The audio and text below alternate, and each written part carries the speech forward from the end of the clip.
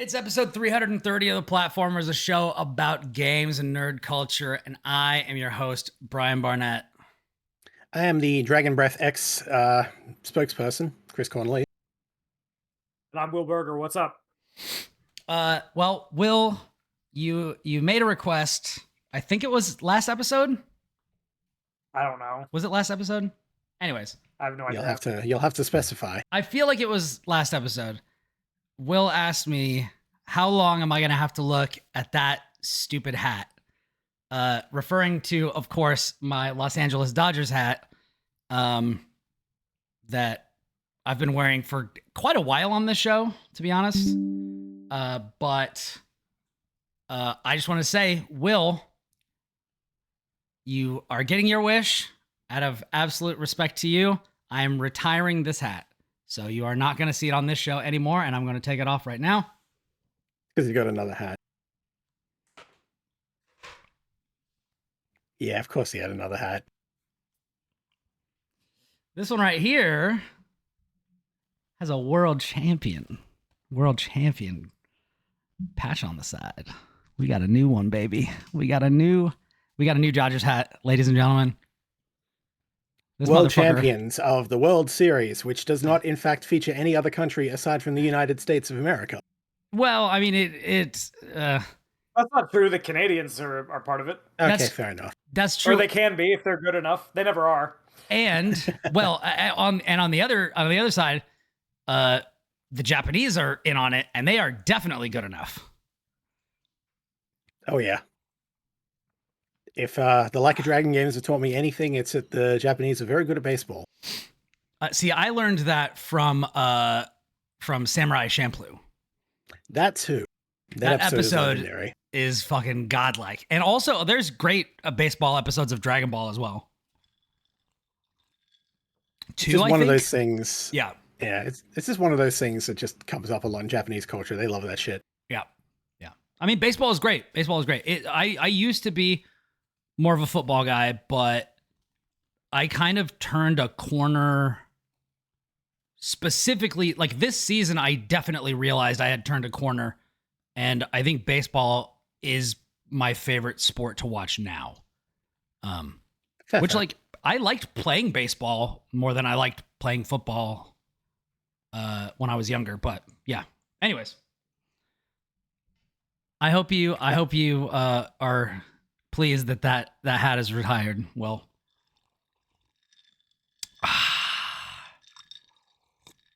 this is a cocktail made almost entirely of Yankee tears. It's great. Go Anyways, step on a Lego. Ooh. Yeah. The forbidden curses are coming out today. Yes, the forbidden curses. Thankfully, Riley is not into Legos right now, but I know it's just a matter of time. I wish you 1,000 years of torment. Anyways, but all joking aside, I will take this off because even though I'm having an unusual hair day, it's not necessarily bad. It's just a little crazy. But yeah, we got a lot of stuff to talk about this week, and I'm excited to get into it. We've got Rise of the Golden Idol.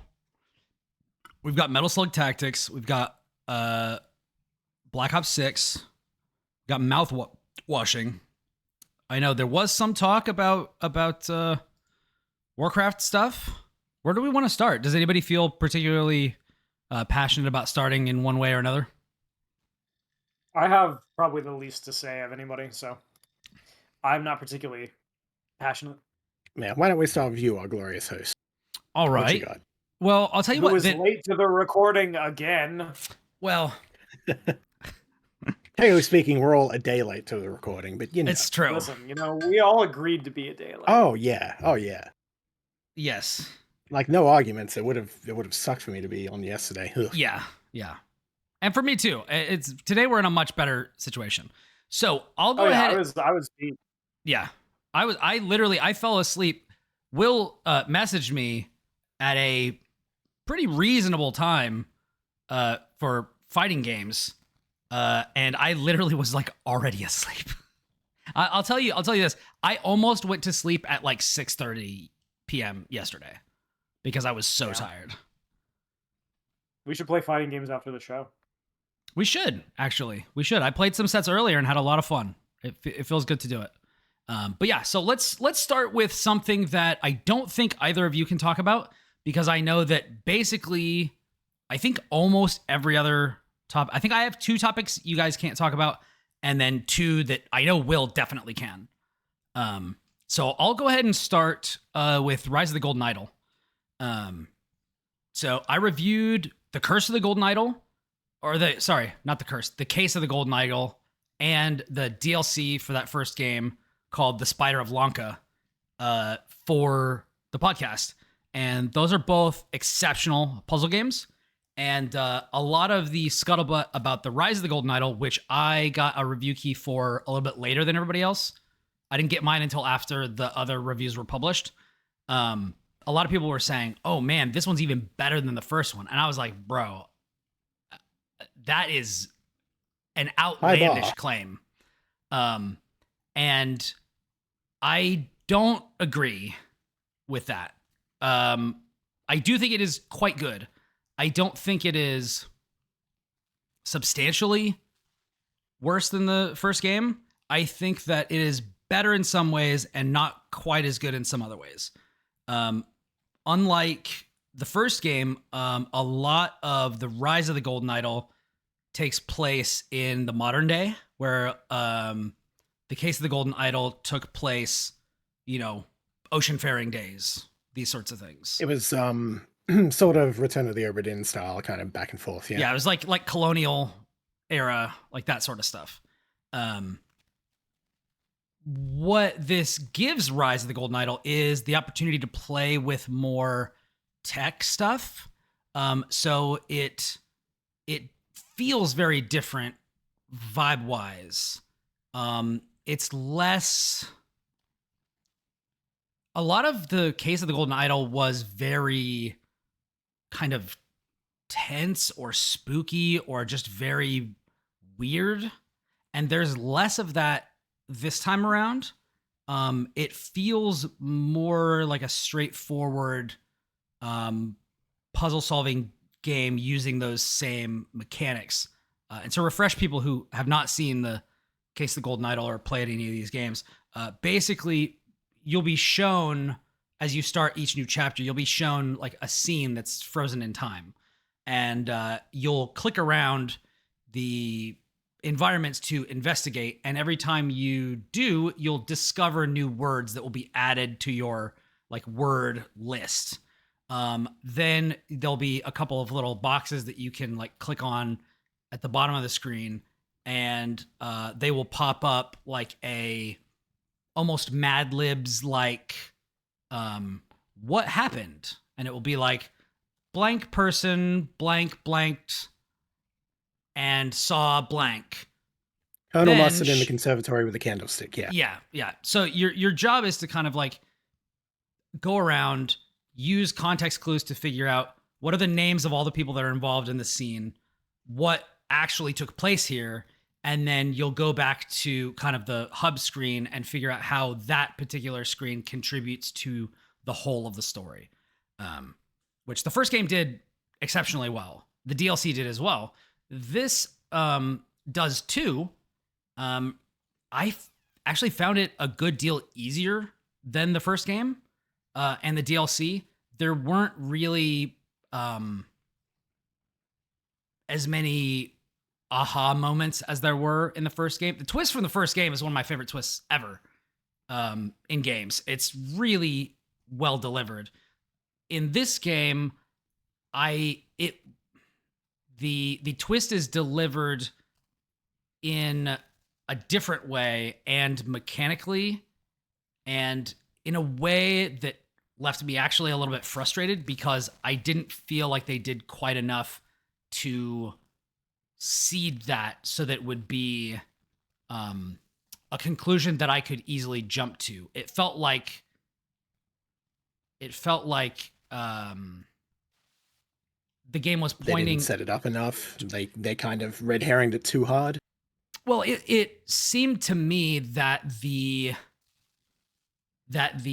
twist they were trying to establish, which I actually was like, oh shit, it's this. And then it's not that. It's like adjacent to that, without spoiling anything. And so that was a weird moment. The longer I've sat with it and thought about it, I think it's better than I initially thought. But yeah, that's really my only problem with it.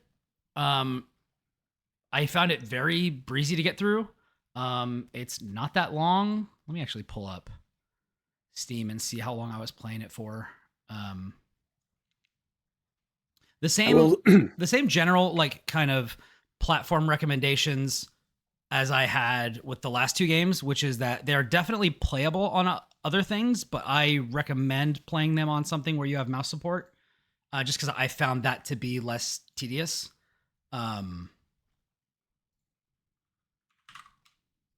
Makes sense.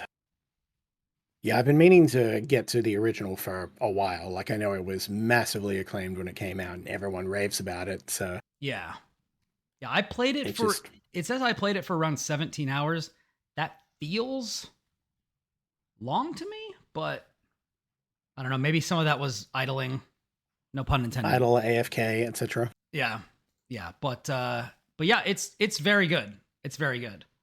And whether you think it is as good as the first game, or if it's slightly different from a quality standpoint, is kind of immaterial, because these are kind of the only games like this that are out there. And there's a demo, a free demo that you can get on Steam. I don't know about PlayStation, the other platforms and stuff like that, but you can definitely dip into it and see if it's for you. I highly recommend it. It's $20. You're gonna get a lot of fun out of it. Yeah, it's one of those types of games where playing through the entire thing, you're gonna get all the achievements, except for me, because one of the achievements is bugged, so I actually didn't get it. But Oops. there's really not that much of a reason to play it again, unless you want to wait a long time and forget it and then play it again, what have you. But yeah, I think it's definitely worth your time. I think it's a lot of fun. I don't know if you guys had any questions about that. Not really. No, nothing especially. It's good to hear that there is another one, and it is, arguably as good as the first. Yeah. And I like, my opinion that it is not quite as good as the first is a minority opinion. Most people out there who played the first one said this one's even better. So, your mileage may vary, as is so often the case with these sorts of games. Yeah, with all due respect to the greater masses, I'm more likely to listen to your take on this than most, but Well, I appreciate that. Yeah. It's good. There's some really cool characters in this one. That is also kind of a difference, in that the cast in the first game and the DLC there would be a small handful of like recurring characters, but there are several chapters,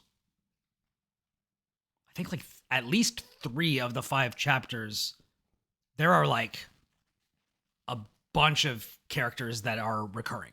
So there, you do get more time to know the characters, which is cool. Whereas in the first game, it's kind of like a family of characters over several generations that you get to know. Right. This is all taking place like in a much shorter time than the first game. So more focus on the individuals than the overall generational hierarchy. Got it. Yeah, and their relationship to each other instead of to historical events and things like that. Gotcha. So yeah, and that may just spend better for some people than others. But yeah, I think it's well done, and it's fun. It tackles ideas that are not tackled in the first one, which is interesting if you know anything about the Golden Idol. So yeah, it's good. It's really good. It's one of the best games I've played this year, for sure. So yeah. All right, let's dip into, Kris, what you were getting up to this week. Uh-oh.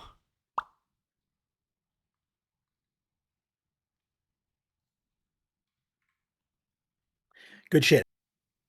Highly recommend mouthwashing.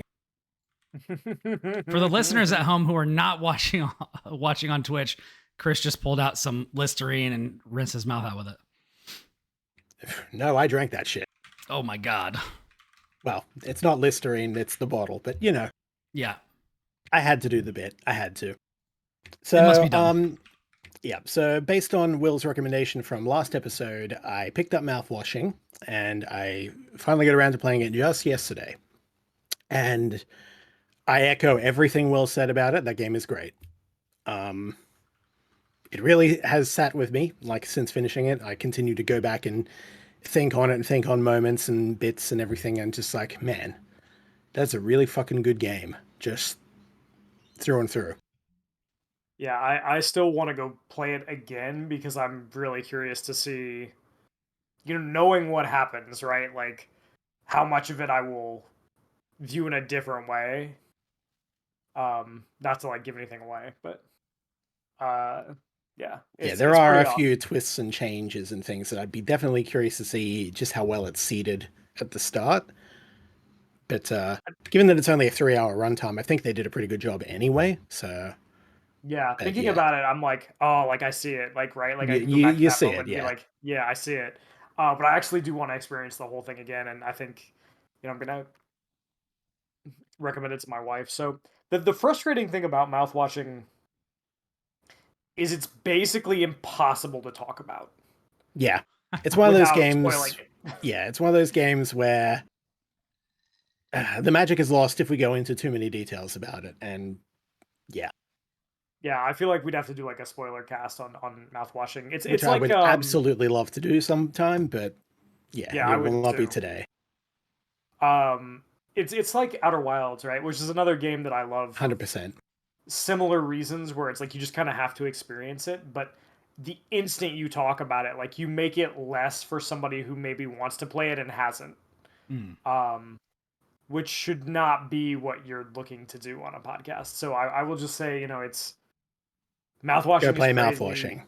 Yeah, It's go awesome. play mouthwashing. Like, maybe don't play it while you're eating. It's pretty fucked up. It's pretty amazing. It's extremely well made. I'm really happy for that studio that they seem to be having as much success as they are. This game has done a pretty good job at blowing up compared to how many, good indie horrors and indie games in general kind of fly under the radar. But this is like, it's got like well over 9,000 reviews, pretty much overwhelmingly positive universal acclaim on Steam and other places. And it's like, yeah, this is taken off, and good. It deserves to. Like, I don't know if I'm quite at the point of it is my game of the year, but it is absolutely going to be in contention. So yeah, there you go. I think it is mine, and we'll see. There's still a couple other big releases that I want to play that sound interesting. Yeah. But yeah, it seems like it's the front runner, and I think you would have to. I finished mouthwashing and I just kind of sat there for a little bit. The way you do, right? Yep. When you, like, seen a really great movie or like played a really great game for the first time, you just kind of sit there for a while. Yeah. And you're like, oh shit, okay. And I got near the end and I was like, man, I can't believe that, like, some of the creative choices in that game are really brave. So yeah, play mouthwashing. Yeah, I think you guys have. I think you guys have convinced me. And apparently, I'm not the only one. Monumeca Pilot in the chat says mouthwashing is next on my weird AF horror games list. I just finished Hollow Body 2 weeks ago. That was awesome. Yeah, I haven't played Hollow Body. I haven't played it, but I've heard it's good. Very good things about that. I know Thomas really likes that game, and is pretty high on it.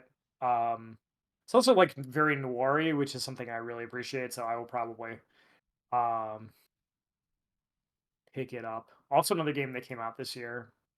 It really sucks because, like, we're in kind of a renaissance for, like, indie horror, and a lot of it is just not getting noticed the way that it should be, because horror is such a, unfortunately, niche genre. Yeah. Where that is not taken, like, seriously as, like, I don't know what the word is, like, something worthy of awards or recognition. The same way that, like, horror movies, like, even if they're really excellent, don't really get that same recognition. So It's Yeah. unfortunate. It's but, always kind of like a subgenre, a fringe thing. So, which is undeserved because when horror hits, it hits really fucking good. Yeah. and horror movies are some of the best movies ever. Like, yeah, and they're willing to tackle the shit that many others don't because that's part of horror. It's not just freak out or gross out or anything like that. It's digging into the human psychology and such, and or social commentary and stuff. Yeah, absolutely, yeah. Mouthwashing does that in spades, so it's great. Play Mouthwashing. I play Mouthwashing. It's so good. It's like $10. All right, I'm gonna go ahead and add that to my wish list. It gives me $12.99. It's $12.99 US. Oh, it's $10 would have been okay, but $12.99, that's too rich for my blood. I will spot you the extra dollars. A shitty, meal at McDonald's. Like, fucking go buy it. And then while you're there, go play Slay the Princess, because that got its update, and I need to go back and hit that up. Yes, I have not played the pristine cut yet. I don't know if I will end up getting to it. I honestly don't know how much has changed. With it. I don't know either, but I just feel the need to bring up Slay the Princess because we're talking about indie horror stuff, and that was my game of the year last year. So that was a really, really good. It was a really fucking good game. I loved it. So it's one of those ones that it's hard to go back to as well. Like I'd love to, and I think there is enough variety in it that I would be seeing new stuff even without the cut. But the choices I made and the dialogue I opted for the first time through Slay the Princess was like, I didn't need to go and get 100%. I'm like, I made my decisions. I'm good with where it ended. So, yeah. I generally feel the same way with choice-based games. I'm less about full completion. I'm just, these are my choices and I stand by them. Yeah. Mm-hmm. Cool. Well, less of that in Mouthwashing, but 100% absolutely worth experiencing. So, yeah. I'll probably get to that pretty soon. As Game of the Year discussions increase in intensity and the nominations for the Keeleys, come up, it's like, this is time to really go back and hit up all the backlog and all the things we missed. And I'm definitely glad I hit up Mouthwashing. For sure. Because again, I did it in a sitting, like an extended sitting, and it's worth it. Yeah. Mm-hmm.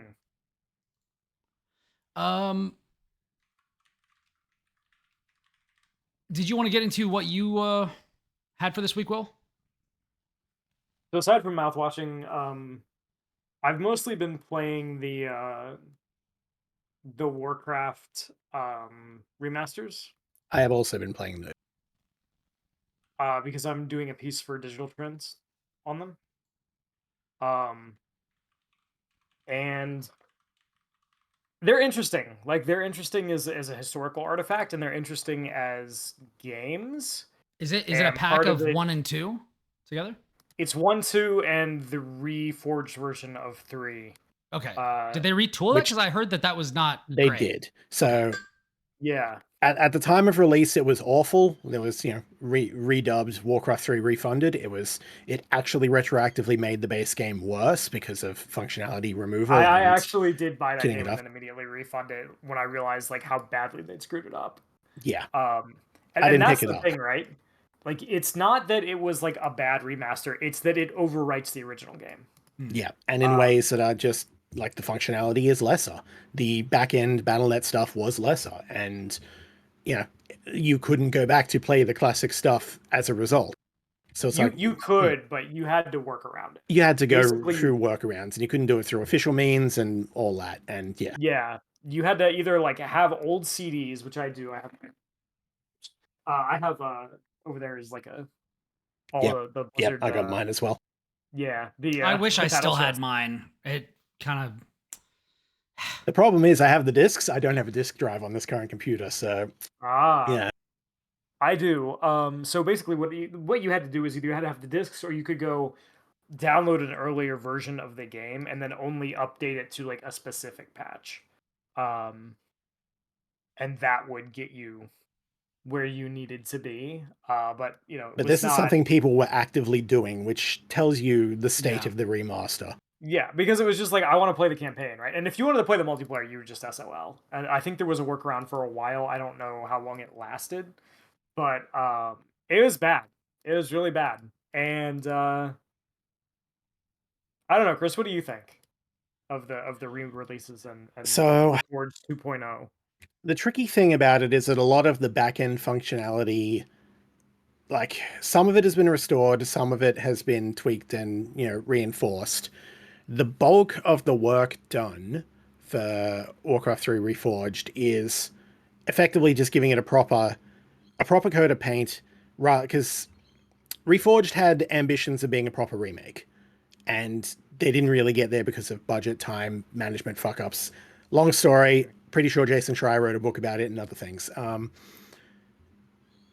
Anyway, yeah, so this new patch basically redoes the whole thing as just a flat remaster. So you have the classic HD graphic options now, which are just, again, slightly upscaled, remastered versions of the original, which looks better, looks pretty good. I think it does a reasonable job and still, retains it, and you don't have to look at all the Reforged stuff. There is still a little bit of jank that's just left over, but it is in a generally better state. I'm playing through the campaigns at the moment than it was previously. I don't know about the full multiplayer stuff. People generally seem a lot happier about it, though there still remain bugs and issues that are ongoing, and some of which they've quickly identified and addressed and patched already, others that they're still working on. So watch that space if you're a big Warcraft 3 player. It may not do the trick. It may. I'm not 100% sure. But if you're just going through and playing the campaigns and doing the classic HD thing, you could do a lot worse. So I think that's the state of Reforged. Mm-hmm.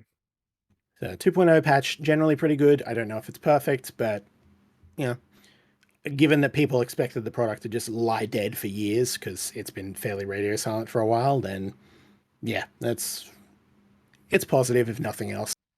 And it is one of many steps that Blizzard appears to be doing to try and correct some of the mishaps of the past. Mm-hmm. Yeah, I think Reforged 2.0 is a lot better just from a graphics standpoint. You can choose the original graphics, you can choose the Reforged graphics, you can mix and match. Yeah, the mix and match is good as well, because, yeah. How do you mix and match? What does that mean? It gives you like a menu. It's like, okay, do you want the character models to look like Reforged, or do you want them to look like the originals but just up-resed? Or do you want to, like have the original pictures for like the character portraits? Or do you want the new ones? Or do you want like the terrain? Do you want the audio, etc.? Yeah, that's awesome. It basically is it's like modular. It's very good. Yeah, that you just select. The only downside is you can't really switch them on the fly. You kind of have to choose beforehand. Like before a level in the main menu or something? Yeah. Okay. But you can, mix and match, right? Once you find the thing that you really like. So that's really good. Gotcha. And the other thing is that the one that I got comes with remasters of Warcraft 1 and 2. Yes, I got the bundle as well. Which is interesting. And I'm trying to decide how I feel about those games. I need to spend more time with them. But I haven't played Warcraft 1 and 2 since like...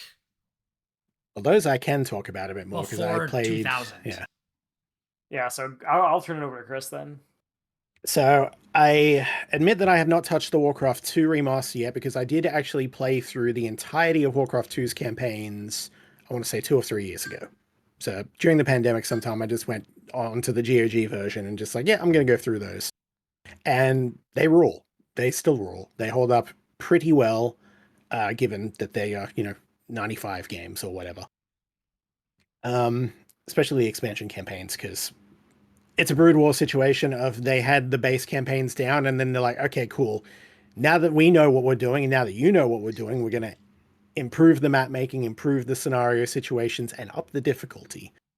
And some of those last missions in the Beyond the Dark Portal expansion are brutal, but they are awesome. So I love me some Warcraft 2. So I haven't looked at the remastered one, how it plays yet, but the comparison screenshots and such show there's not real, like, there hasn't, it needed a lot less work than the other ones did. So, and if anything, I looked at those and went, I honestly prefer the original. So we'll see. That one I need to touch on more. But I did play a bunch of Warcraft 1 Remastered because that's the game I have a lot less experience with. So I dabbled in it previously, just to see, you know, as a... Warcraft 1 is not a very good game compared to 2 and 3 because it was very much just, you know, early days experimental product and needed work. And that's what Warcraft 2 was. It's like we took that and we improved on it in pretty much every conceivable metric. So Warcraft 1 Remastered is, however, immediately playable more than the original version because you can select 12 units at a time, not 4. It's the little things. It's the little things, but it makes it, yeah. I'm pretty sure Warcraft 2 still has only 9 selected at a time, and that's fine. But 4 was, that was a limitation. It had to be, right? Yeah. And it's funny, right? Because people talk about, now I don't think anybody's going back and playing Warcraft 1 multiplayer. I'm not even sure if the remaster supports it. I know it does for 2. I can look that up while you're talking about it. Yeah. Warcraft 2 still has a small but multiplayer scene. It exists. Yeah. But one thing that I think is interesting is, like, you know, those are balanced decisions at a certain point too, right? Oh, absolutely. Like, you could not, like, StarCraft is the big one, right? Like, everyone's like, if you could select more than 12 units in a single group in StarCraft, right? They completely change the balance of the game. Zerg would be completely overpowered. The fact that the pathfinding is bad and you can only select 12 is now a balance factor. And it's the only thing that keeps Zerg in check. 100%. Yeah, and it's really interesting to see, you know, we obviously want... What's the word? We obviously want, like... Quality of life. Quality of life stuff, right? But it is interesting that at a certain point it actually does become, you know, like, oh, hey, it's also, like, the balance of the game. And it's funny because I think for most people, Warcraft is the MMO, right? Or Warcraft 3. And like, the earlier games might as well not exist in the same way that, like, for most people, Fallout starts with, like, Fallout 3, right? Right or wrong, right? And it's wrong. It is completely wrong, but... It is, but you get what I'm saying. But I get what you're saying, yeah. And I think one of the interesting things about that is just, you know, watching people come into that game or those games, like, who have never played them before and, like, or who have not played them in a long time and being like, oh, we started here. Okay. Look at how far we've come.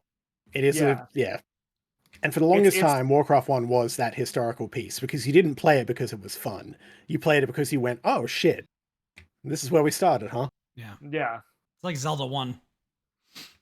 Yeah. Okay, so in Rebecca Valentine's announcement piece on IGN, the comment or the basically the description says that Warcraft 2 will also include multiplayer, implying that the first one doesn't. So yeah, that's what I remember. Because there was a BNet update for Warcraft 2 a while ago, and that's the one that's currently on GOG. So I believe it has full functionality. Okay. Yeah, I think it's basically that version of the game, just up-res and, you know, new graphics and stuff. But yeah, you know, if nothing else, I will say that I think it's a big win for just preservation, right? Absolutely. And in the same way that the re-releases of the original games on GOG were huge for preservation standpoint. Right? Like, it's not like realistically, right? Like, Warcraft 2 is still fun. Warcraft 1 is, like, as someone who tried to play it last year, like, it feels old.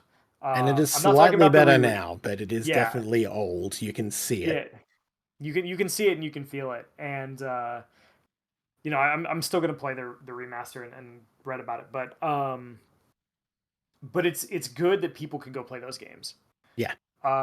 Because, you know, they're obviously massively influential and they're important, right? Like, they're just beyond, like, being influential. Like, they are important. They are one of the most, like, important game series out there. Yeah. And Warcraft 2, I think, is still very much worth playing. In the same way that I think Warcraft 3 is still very Warcraft 3 is one of the best RTSs ever made. Still, absolutely, that campaign it is is my godlike. favorite. Like, I know you prefer StarCraft. Warcraft 3 is still my favorite RTS ever. Yeah, if people, it's my second favorite. Yeah, same with me. It's personal preference. Like, if you Yeah. tell me that Warcraft 3 is your favorite over StarCraft, I'd go, I respect it. Yeah. Mine's still StarCraft, but I respect it. Yeah, and I think those campaigns are all timers, so let's be real. yeah, they're all timers. They're really well put together. They feel really fun still. Like those missions are still really well designed. Yeah. The idea of things carrying over between missions, what you pick up, how you level your characters, like all that stuff is The still RPG really well RTS done. hybrid, very much. Yeah. Yeah. Yeah. And And done better than really many that, influential. like others attempted that and most didn't quite land. Like, no one talks about Spellforce in the same way they talk about Warcraft. Bro, nobody talks about Spellforce. Nobody talks about Spellforce. And, they don't talk about it at all. I know. They're influential not just because they were. I mean, we had StarCraft alone for a long time before we got StarCraft 2, but so this is really before StarCraft 2 came out, which is like a fairly recent thing as far as gaming history is concerned. Like, Warcraft was like the RTS series. And not only that, but it also led to the most popular MMO ever right after Which changed So that genre just as much as it changed its own genre. Yeah. Like, so this is like at the heart. Like, there's a lot can be said, and we've said it about like how Diablo has changed like action and RPG and loot for the entire industry. You could talk a lot about how StarCraft has changed like the esports industry. It is the original esport. Yeah, it is. And it's still very popular, which is the thing that I don't think people realize. It's crazy. And it's a big deal. Flash is coming back to competitive Brood War. That's a huge deal. Yeah. To this day. The arguably the greatest StarCraft player ever. Inarguably, he is the best. Yeah. And I think Overwatch did it as well with stuff, but like Warcraft as a series is kind of the core, like Blizzard heart with tendrils reaching out all over everything. Yeah. Yeah, I think StarCraft is a better game than Warcraft is. Even Warcraft 3, like, respectfully, all due respect to Warcraft 3, which is an excellent video game. Yeah. It's like saying that, like, like, you ate at 2 5-star restaurants and you thought one of them had better caviar. Yeah. Like, they're both amazing. That's right? and that's exactly, to be totally clear, I feel the exact same way. Like, I would give both of those games full marks. This is basically just like a critic pick versus heart pick type scenario. It's like the fantasy setting just kind of spends a little bit better for me in the way that Warcraft itself is made. Apart from that, I do the think setting and the focus on the big difference is basically the scale and the setting. Like, StarCraft is more about bigger armies. Warcraft 3 is more about who is in your army. Yeah. Right. And heroes but they're very different games, right? And so I think the thing that to me that like the big thing about these remasters has just been going through and enjoying playing those games. Absolutely. Because they're still, like, again, I think Warcraft 2 is very good. I think Warcraft 3 is an all-timer, obviously. And I think like this maybe doesn't get enough spin, but like it would have been very easy for Blizzard to just be like, fuck it, we're not working on Reforged anymore. And that was what people assumed until this came out of nowhere. Yeah. Yeah, and clearly they've done a lot of work, right? To make like this update. And what I'm hoping is that this signals like long-term support for that game, and that they will treat it with like kind of the same level of respect that StarCraft gets treated. Where they're still like, doing minor balance updates, and here's the new maps for the season and that kind of stuff, where I don't think we expect like completely new things really, but like preserving it and making it available so people can play it, because it is still very beloved and still very important. And I think if nothing else, they deserve credit for not cutting and running on it, which is what a lot of studios have done on games that aren't immediately successful. Yeah. Yeah, it's kind of depressing to me that World of Warcraft is just going to get expansions forever, because I, for one, would adore getting Warcraft 4, but that's never gonna happen. Yeah. Bums me out. I don't know. I just can't see why they would, because they can get so much more money out of it if they just make another WoW expansion. But maybe that won't always be true. Who knows? But yeah, I'm glad they put these out. I'm of the opinion that you could do both, realistically. You could.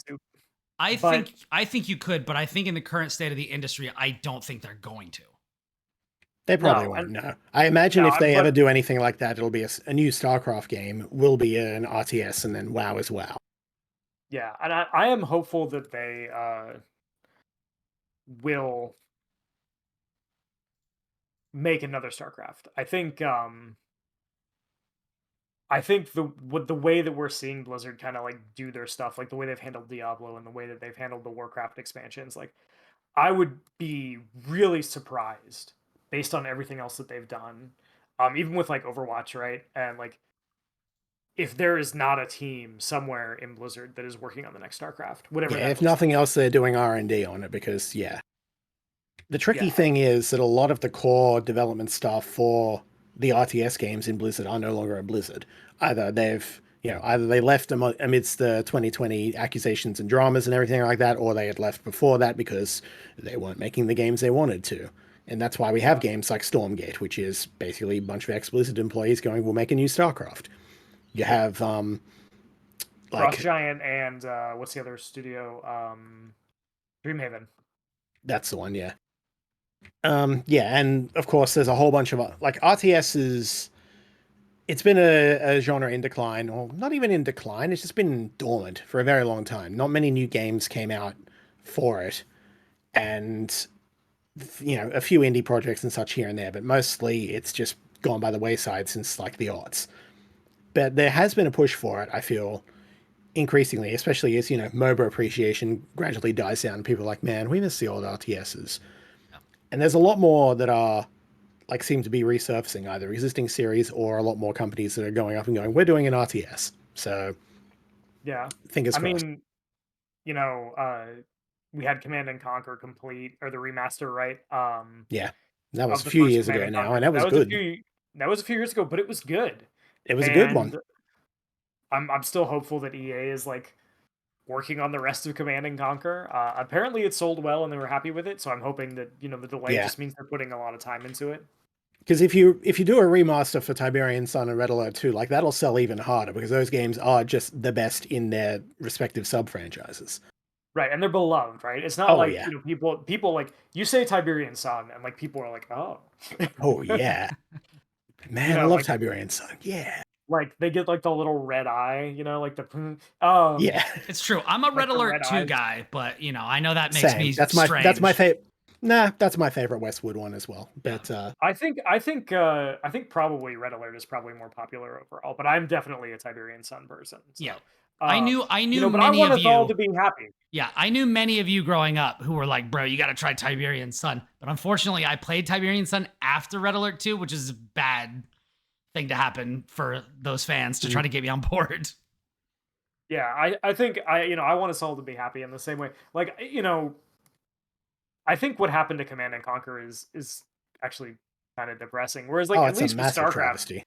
Like they went out with StarCraft 2, they were like basically like, we have made the best RTS of all time. Yeah. Okay.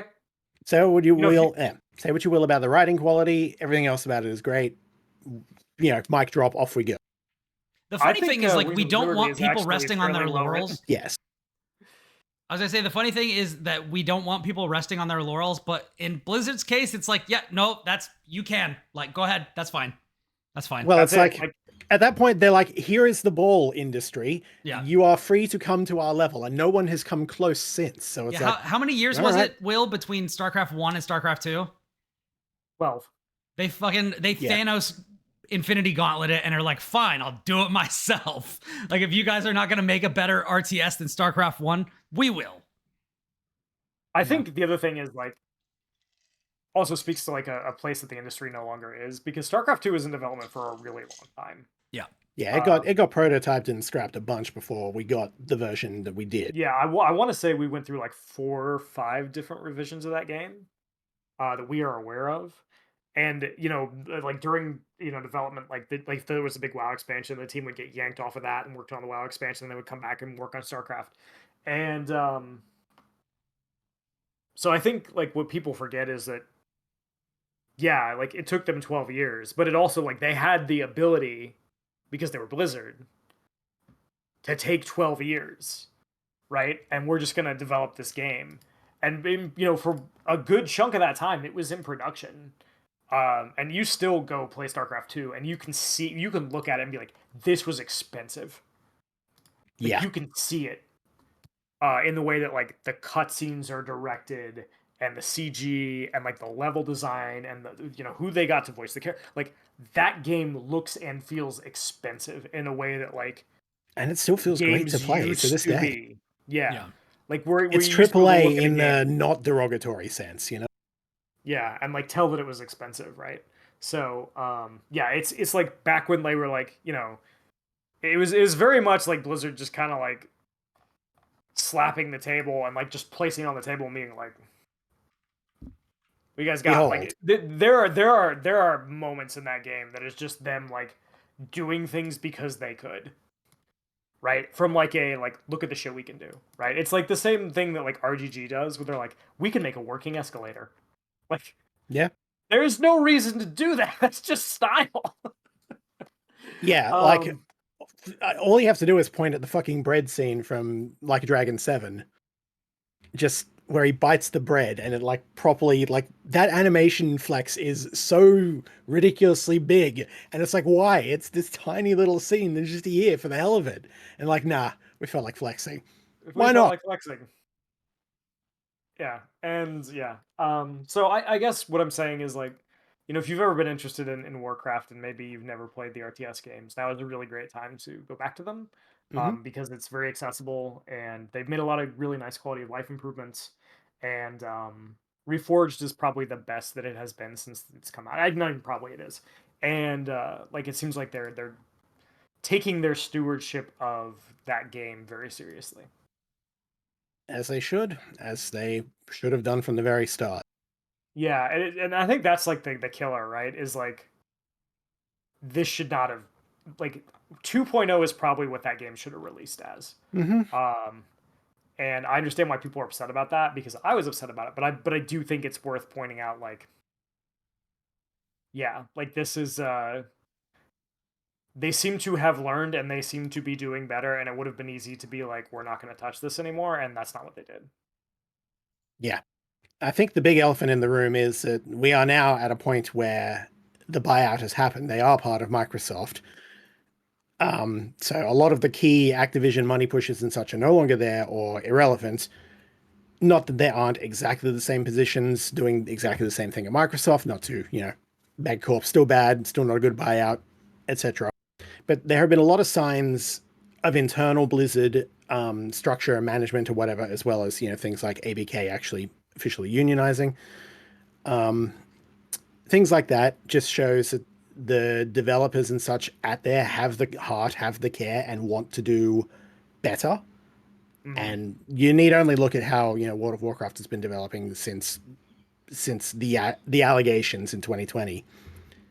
And yeah, it looks like whatever wrongs that Blizzard had, they are trying to right the course as best as they can. And props to them. I hope they succeed. At the end of the day, still under capitalism, the money is still going to talk, but yeah.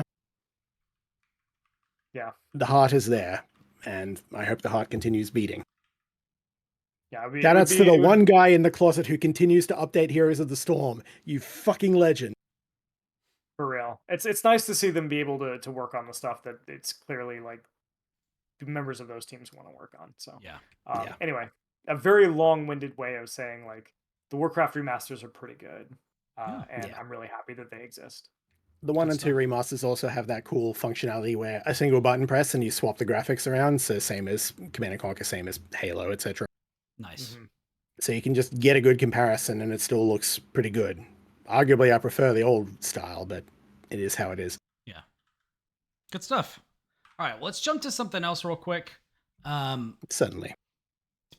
Starting yesterday, I started watching the brand new original anime series Dragon Ball Daima. I'm assuming neither of you have watched this. Nope. So I will watch it when all the episodes are out. Yeah. So it starts off, the story takes place basically right after Z ends. So it's not a post-super thing. It's not post-super, which is something I didn't know about. Yeah, it takes place. They establish it pretty... Actually, wait, hold on. Let me make sure of that. Get all your fact-checking. You'd be able to tell just by the age of characters, wouldn't you? Oh, yeah. Okay, yeah, Daima...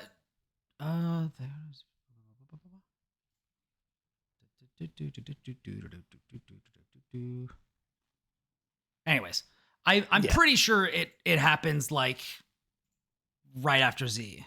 And by right after Z, I don't mean when they go into the future several years and there's a tournament and Goku meets Oob. Like I'm talking about before then. Right.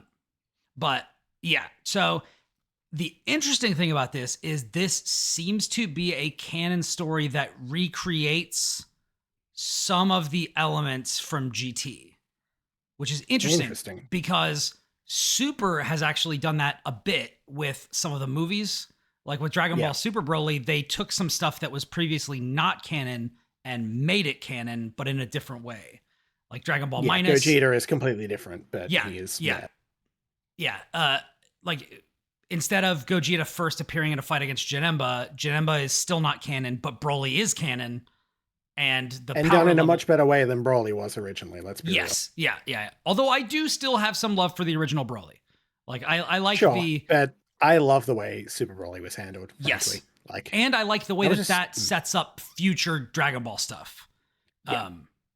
Because I mean, come on. Like there's after watching Dragon Ball Super Broly and Dragon Ball Super Superhero, I am so excited for what comes next for this story because of what they've done with Piccolo, Gohan, Broly, like all these characters. And now if you've read the manga, what they've done with Vegeta, what they've done with Goku, like it's so interesting. They have a lot of opportunities to do weird stuff now.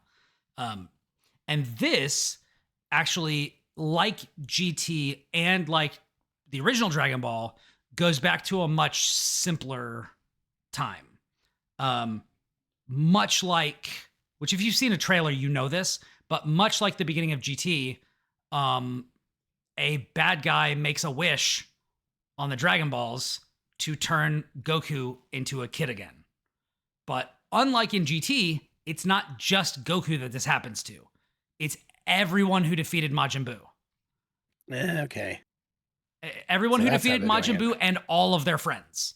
So like Bulma, all of those people, and the people who were already children are turned into babies. So I was really hoping that wouldn't happen, because then we would have like Kid Goten and Kid Trunks alongside Goku as a kid, which would be really interesting to examine, like the skill differential between these characters. But I believe as of today, the first 7 episodes are available. And the story is very clearly like just winding up. They introduce Dragon Ball. It takes a while. So yeah.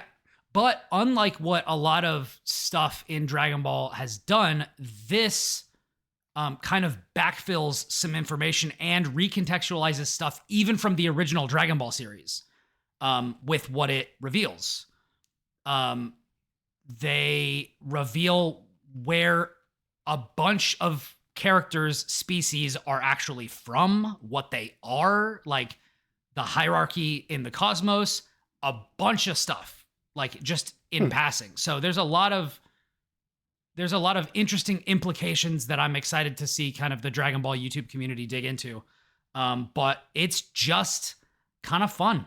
It's not high action, like Dragon Ball Z. Not high stakes, anything like that. No, it's not. They're it is a trip that they are taking to find someone, and I'll leave the rest for you guys to see it. But yeah, it's very straightforward. It is very much the kind of fun-loving adventure that the original Dragon Ball was, at least what I have seen so far of the original Dragon Ball. I'm not done with it yet. But yeah, it leaves behind a lot of the nonsense that gets in the way of Super's kind of quality level. It keeps things very focused. It's not trying to tell some crazy multiverse story. It's trying to tell like a focused story on a small roster of characters. And I think it does pretty well with that. In a totally new setting that we've never seen before, but we have heard of. So it's interesting. I'm excited to see where it goes, but yeah, it's good. Animation is good. Voice acting is good. It's only available in Japanese right now, which is like how I watched basically all of Super anyway. All the usual returning ones, or do they have like kid actors for it? It kind of.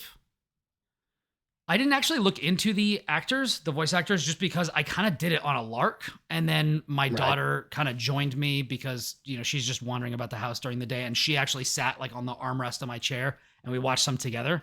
And it's totally like kid friendly, in a way that like a lot of modern Dragon Ball stuff isn't as much. But yeah, I think it's really fun. And it gives us Kid Goku with the power pole again. Which is awesome. So, and yeah, as you say, canonized as parts of GT and such, which yeah. There are parts of GT that are worth canonizing. So yeah, there's a fight where Goku's fighting like 20 armed guards, and like he goes Super Saiyan for like a tiny second in it, and it's like, yeah, this is like he's base form, he's kid, he has trouble flying, like it's very GT in the good ways. There's not a lot that's good about GT, but it does bring some of that vibe to this, which I think is good. Mm-hmm. Interesting. Yeah, I'd only heard of this in passing. I didn't know that much about it. So yeah, keep us posted. And I'll probably watch it when all of it gets backfilled eventually. Yeah, it's good. Fall of Reach 2010 in chat says, speaking of Toriyama, is anyone playing Dragon Quest 3? So, fun fact, I know at least Lucas is. Yeah, Lucas would probably be gushing about it if he was here today. He is not. But he is not. Have either of you? I have not played it. I don't know if either of you have. I haven't picked it up. I think I have a key somewhere, but I haven't played it, no. Yeah, I intend to get it at some point, but right now, I've got a lot of stuff on the backlog, including a bunch of RPGs, and this isn't super high priority because I'm not a huge Dragon Quest fan, because it tends to be a little too simple in terms of mechanics for my taste.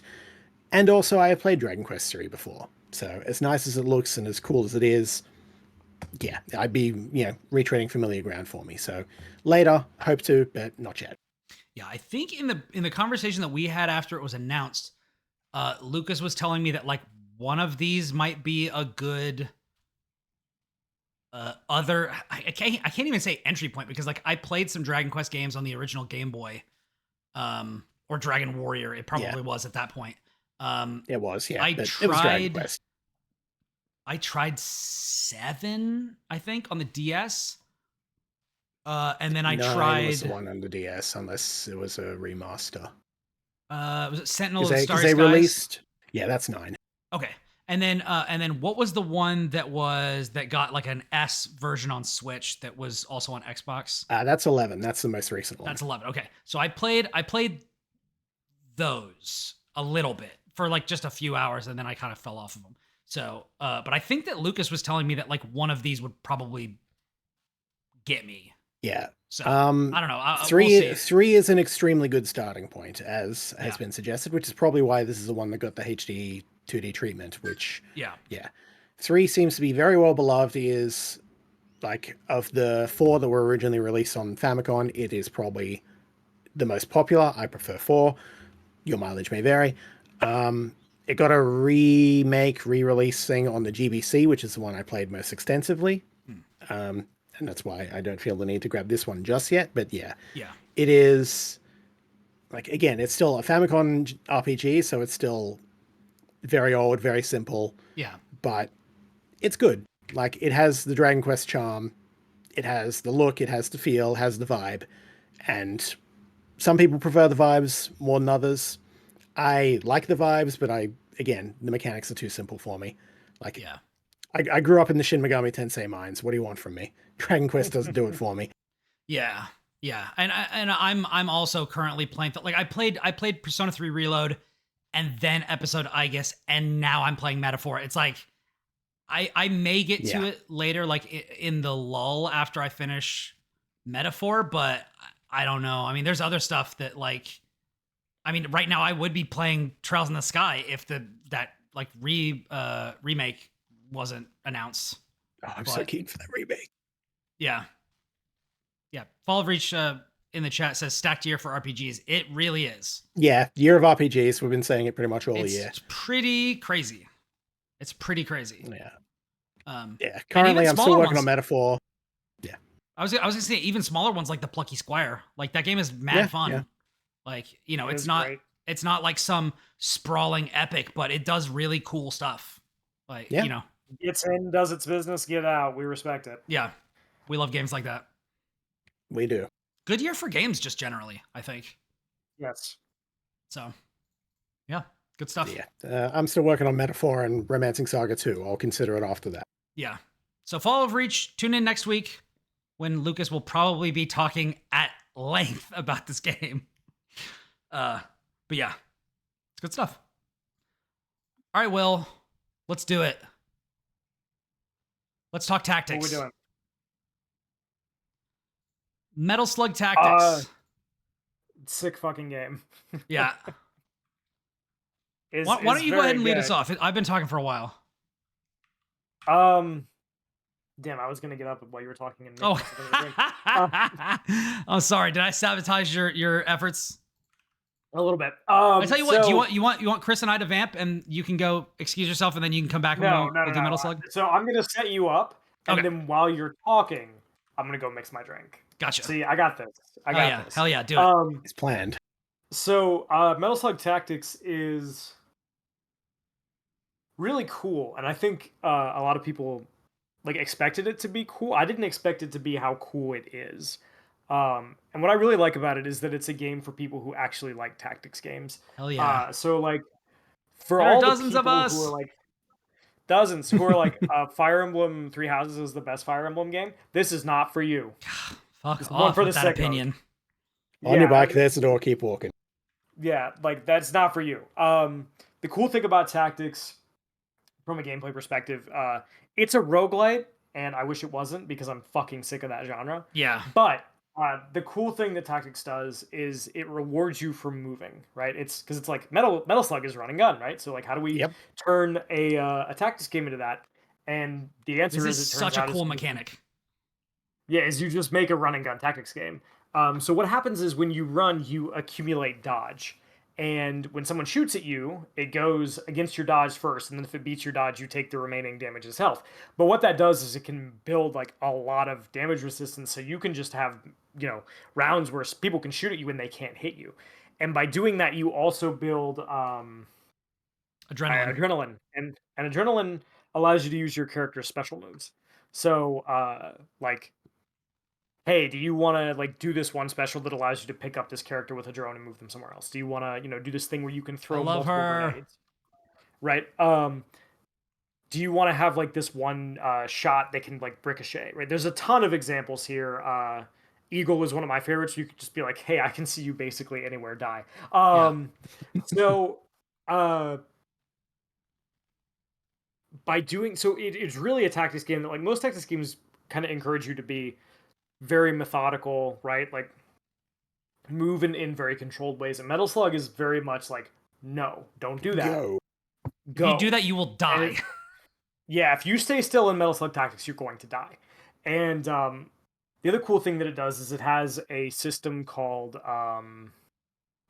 what is it when you trigger an additional attack? Sync. What's that called? Sync.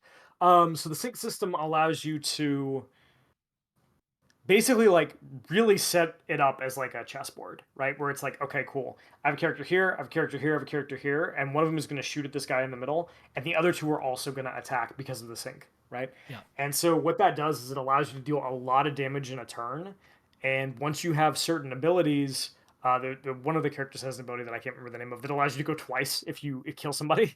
So it's like, oh, cool, I can just sync this up, and it really encourages you to move first and then attack, because so you can set up these sync combinations, and it's not an easy game. I think it's actually quite challenging in terms of how you have to approach stuff, especially if you want to do the optional objectives to get you more stuff. Yeah, some but of those I really are brutal.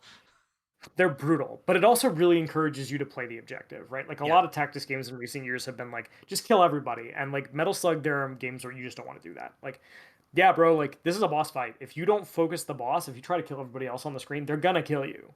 This one that's is how like I lost. That's how I literally lost my first run, is because I didn't realize that I wasn't supposed to clear out the guys, and then it was just like, it's too late. You're dead.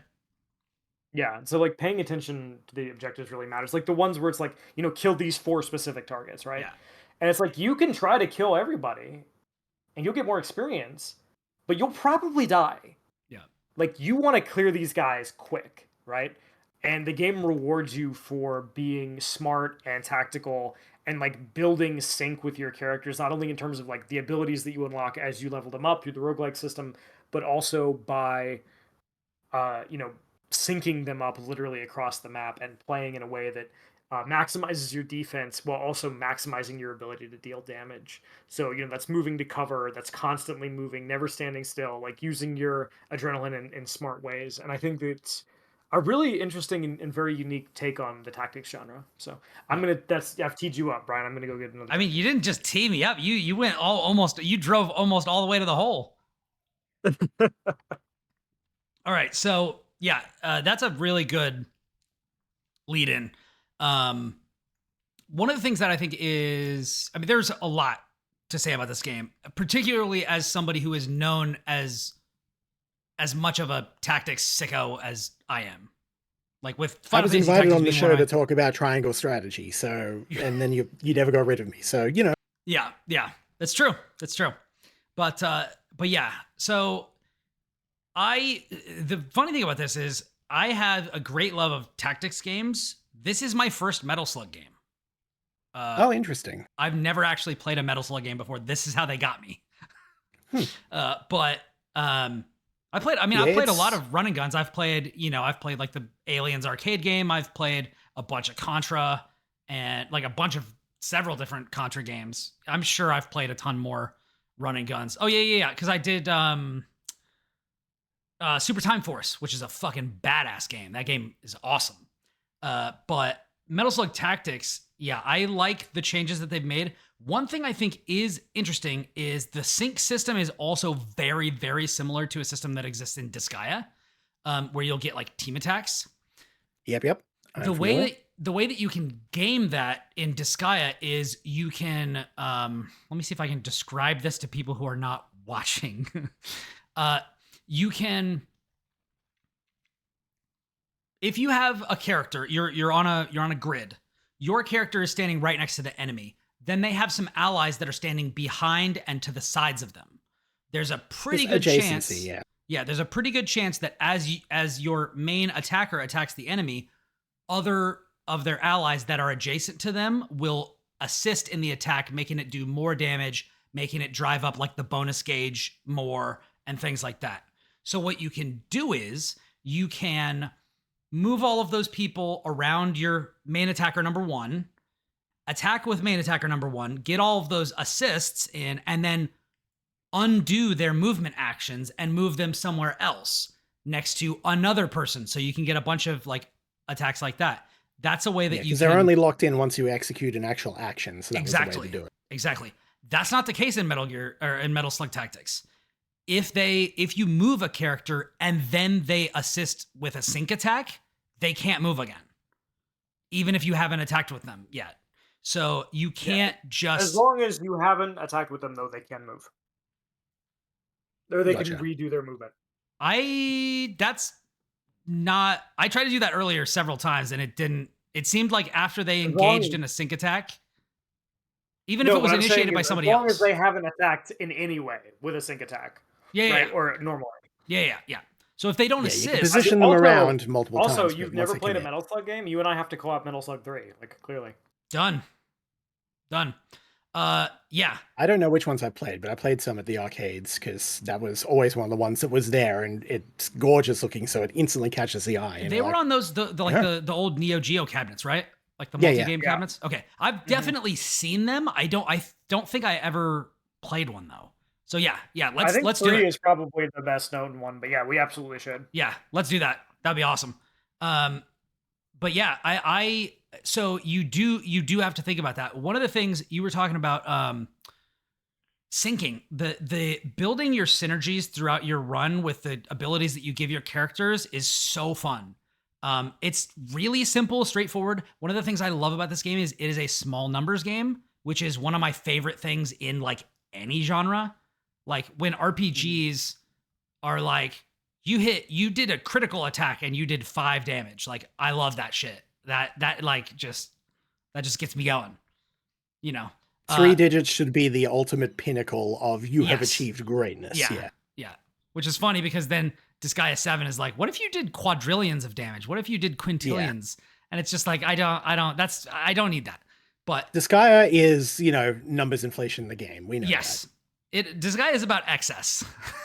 But yeah, I love it. I love that you can, like Will was saying, there are several abilities where, as you go, you can unlock new characters. You can unlock like new mods for your guns.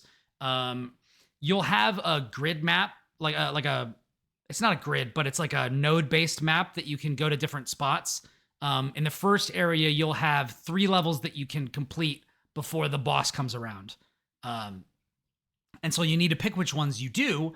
And when you complete the basic level, you'll get 1 reward. And if you do the optional level, you'll get an additional reward as well, including like the stuff that you can get from doing stuff in the map. So like if you rescue a hostage, you'll get like 5 EXP and 5 coins or something, which will then get translated into credits or something after you finish your run.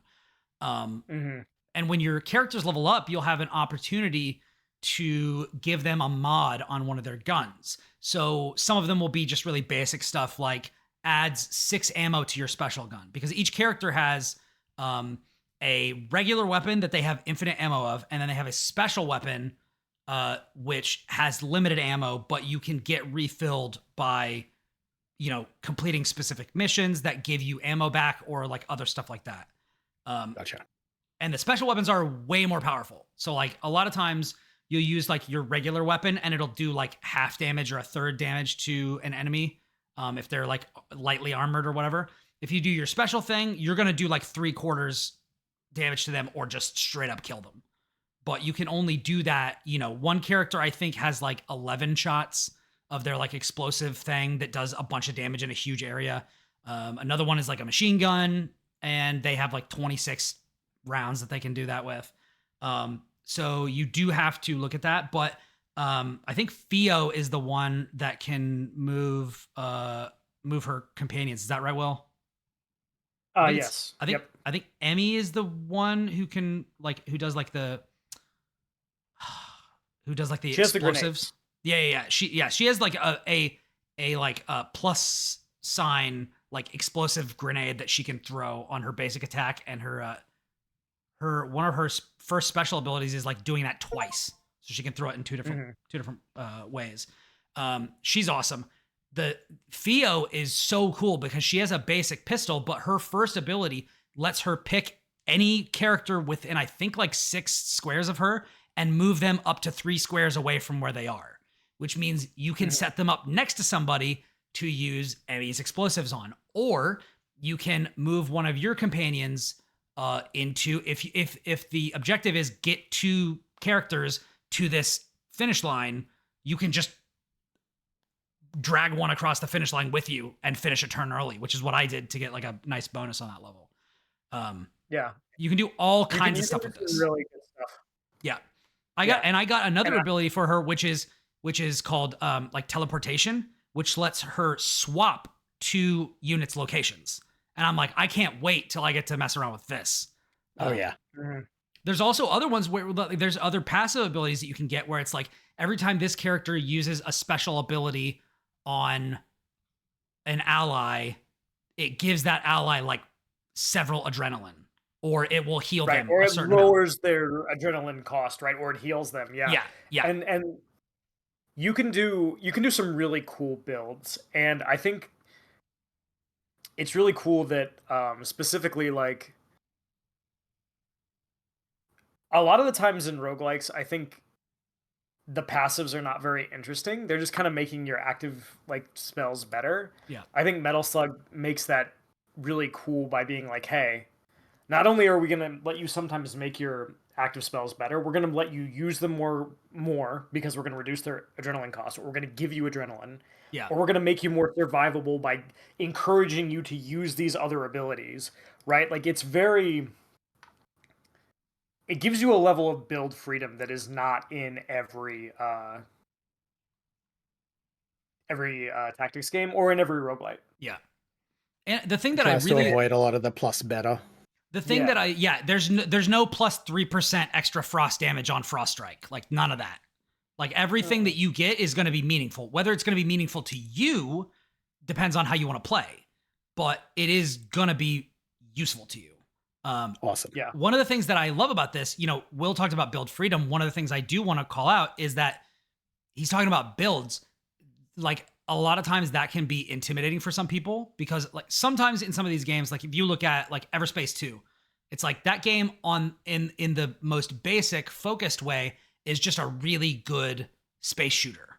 But when you start getting down into the builds and the different ways that you can modify stuff, it spirals out of control really fast, in my opinion. And good game, though. Everything in Metal Slug Tactics is like super parsable. You don't have a billion options. You have like 6. Like it's not, this isn't like some hugely expansive, like you're going to sink hundreds of hours into this game trying to figure out, like discover everything. It's like, no, it's not that crazy. Like it's all very easily digestible. You can very easily say, oh, I have these 3 options. This one's probably going to lean more into what I do, particularly after you play like a run or 2 and you get a feel for like how your relationship with your adrenaline costs is, how your relationship with your special ammo is, and different things like that. One of my favorite interactions that I found is I got Theo Instigator 2 on her special weapon. And what Instigator does is when that character starts an attack that other characters do sync attacks with, it boosts their damage by 1. And Instigator 2 boosts it by 2 damage. So I had my main character and then Emmy. I can't remember the main guy's name. But Marco. I had Marco and Emmy have passive abilities where after they do sync attacks, they get an extra move. And then I had Theo with special attack makes sync attacks do extra damage. So when it came time for me to fight the boss, I was like, all right, I'm going to move these 2 characters into a place where they can shoot the boss. I'm going to move Theo out. She's going to hit really hard with this like assault rifle. They're going to attack again, do 4 extra damage, and then both of them get to move again. And it's like, I finished that boss fight in like 3 turns. Circles around him, yeah. And then they still get to attack. So it's like, it's awesome. And if you can make it so that multiple characters can sync attack with each other, like that's when when you've got that synergy going and like every time each character attacks, the other characters are also attacking. Like, you just like it's very satisfying. It's very satisfying. I'm not done yet. I've only played like the first area that you start, and then I've been doing the zombie area, like the zombie Egyptian area. I haven't gotten to the final area yet because I just started playing it like yesterday, I think. But. Yeah, and the other thing that's cool is like the runs are not super long. Like a run can run like maybe 3 hours, right? Like a little bit more than that if you're being very like thoughtful about how you want to approach things and like, oh, I'm not sure if I want to do this mission, right? Like maybe I want to go over here, like looking at all your things and spending time like between areas, you know, buying and selling stuff that you've acquired. But I do think it really rewards you for like engaging with its systems, and mechanically it can be a little bit tough initially because it's like, okay, like you have to understand how adrenaline works and dodge and all this other stuff. But once you get it, like it becomes very natural. So I think it's very, very cool. And I think it's not maybe getting the flowers that it deserves because it's a very cool game. Yeah. I like it a lot. Yeah, I need to pick it up. Like, I'm a tactics head, right? This should be a day one thing for me. It's just, yeah. It should be, busy. yeah. It's kind of one. Yeah, I'm busy. Yeah, it's $25. So much to get through. Yeah, it does work. So it's not officially verified for Steam Deck yet, but I play it primarily on my desktop and then on Steam Deck. It works just fine. So yeah, that's good. Yeah, and it's the other thing is like it nails the look and feel of like Metal Slug. Like it is beautiful. Yeah, it's stunning pixel art in that game, and it sounds really great. Like one of the things about Metal Slug is, and just SNK games in general, is they look phenomenal. Yeah, and like it nails that art style in a way that I think is really, really cool, and maybe not what I expected, but it looks like a Metal Slug game. Yeah, it's good. Yeah, those games they have stuck with me visually since I first saw them. Like they stand out. They're really good. Yeah, they're stunning. And as somebody who hasn't even played these games, like I would still say that Metal Slug is probably the best looking side-scrolling shoot 'em up ever. Yeah, it's beautiful. And I think, you know, especially because this wasn't developed internally at SNK, they did license it out. I think the studio did a really great job of like capturing what makes Metal Slug and translating that run and gun style of gameplay into a tactics game, which is not easy to do. No. But, you know, they made you feel like, yeah, I want to be moving, you know, and that's like once you start understanding that, that it becomes like this really limitless kind of possibility space where you can do these really cool things where you're like, oh, what if I go over here and do this, right? And I think that's like what a good tactics game should be doing. Yeah. Yeah, this is by Lake Here Studio, published by Dotemu, the publisher of many games that we have talked about on this show, all of which are awesome. They do good work. They know how to pick them. Yeah. And this is no exception. So if you like tactics games, I really, really... I also reviewed it for Shack News if somebody wants to see like a written review of the game, but I really cannot recommend it highly enough if you like tactics games. Yeah, it's very It does have a little bit of a learning curve, but once you get over that learning curve, you're going to have a blast. Yeah, it's a lot of fun. It's a lot of fun. I highly recommend it. And yeah, as a fellow down with three houses person, I would say, yeah, play Metal Slug Tactics instead. Because come on, it's a real nice thing is it's a real tactics game. It's also very bite-sized, right? In a way that like you can do a mission and the mission will take you 10 minutes and you can be like, oh, I made meaningful progress, you know? So it doesn't force you to like play for long periods if you don't want to. You can take these like, you know, very, very bite-sized chunks. Yeah. It's good stuff. It'll tide us over until Final Fantasy Tactics gets re-released. That's true. Hey, the NVIDIA leak said it. It's coming sometime. But yeah. Well, that's all I think we've got. I think we can wait to talk about Black Ops until next week. So yeah, unless you guys have anything else, I think we can sign off. No, I'm good. Good show. Nothing really. Yeah. I think it's a good Vampire place to Survivors continued, you know, all that, but I've said my piece about that. It's good. Vampire Survivors continues to be good. Games are good. So go out there and play some for yourself. Definitely. Anyways, thank you for joining us for the Platformers episode 330. If you can believe it, it's a Tuesday once again. If you like the show, leave us a review or tell somebody about it. We love talking to all of you, so come join us. I'm on Blue Sky and backlogged at Brian Barnett. Brian with an I and Barnett with 2 T's. And you can find me on Twitter, Twitch, and YouTube at Ribnax, Ribnax. We stream episodes live on Twitch, generally on Mondays, and we store the VODs on YouTube. Kris, where can everybody find you? Yo, I'm Kris Cornelisse. You can find me on the internet as that or as Delfeir, Delfeir. My website is at versusthebacklog.com. That's vsthebacklog.com, one word. We can find some stuff I've written most recently was Diablo. There's still Deadlock things coming. Again, I keep playing that game and they keep changing shit on me, so I have to redo the fucking... We're getting there. That's where you can find me. I'm not kidding. I think every single day I boot up my computer, there is a Deadlock patch. It's crazy. Yeah, they go through it a lot. It's good. How about you, Will? You can find me on Blue Sky at Edgar Allan Bro. You can also find me on Backlogged at Edgar Allan Bro. Come say hi. Not really on Twitter anymore, but occasionally I'll promote my work there at by Will Burger. It's Burger with an O, not a U.